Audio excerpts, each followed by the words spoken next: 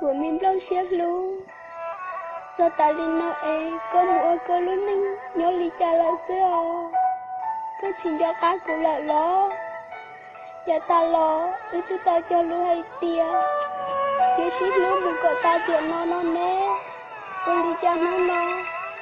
Giờ cái xí lưu, giờ cái bao xưa. Chú giờ ý ra đó nó lại xưa lo. Thấy có tới một ta lúc này rằng là tụi này cũng vô.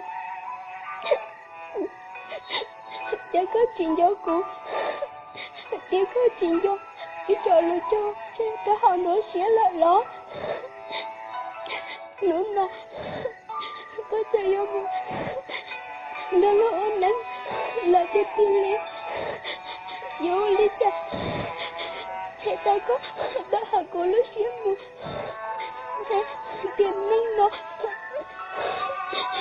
Nhưng mỗi xía. Mới có thấy xí nó. Tụi này cũng lỗ. Thế tụi đấy. Đừng muốn. Thì mới nóng. Đừng trở lại. Tụi này cũng có tiền nó. Một lừa tôi là chết. Thế. Giờ chỉ mới nóng. Làm chỉ có. Đôi là họ. Sao hỏi tiền. Tiền nó. Chị ta. Lúc có tiền. Chị ta tự hỏi có lý của mình. Là. Chị cũng một chuyện rằng. Có lúc mình sửa luôn. Có lúc mình là cái gì. Cho họ cũng đối xử. Nhưng chỉ mới nói lo. Liều. Cũng mà chị. Cho cái lúc. Cho họ đối lại. Mới có thấy thì. Tiền nó. Thôi có một đời là phố lớn này. Cứ trả đơn thì chúng muốn cho các tí lại xưa. Chị cũng mà ô tô nhớ tỏ cá. Chị cũng mà đi do có một cái đặc của tiền nó xứ. Có thể đã có bao hỏi tiền. Ở lúc khán này nó có thể do tụi cái này cũng họ luôn biết thế nó. Chỉ muốn lên từ cô nhớ lối xa có lò.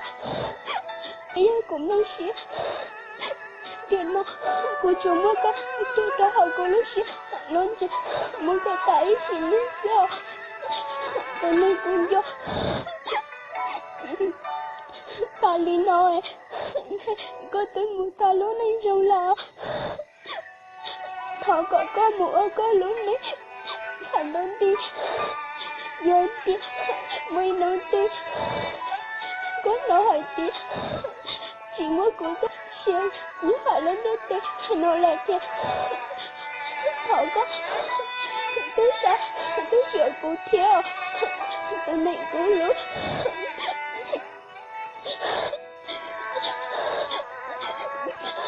Có cái lúc. Tiền nó. Ta muốn làm ý sao. Chẳng ngờ tao đời nắng tôi. Chỉ tao có là. Ủa của tôi. Mới có tao. Cô ý tiền nên nó. Chứ tao lại. Có một tao luôn là thiếu. Tao hãy tiền. Mới nói tôi. Cô tao xíu.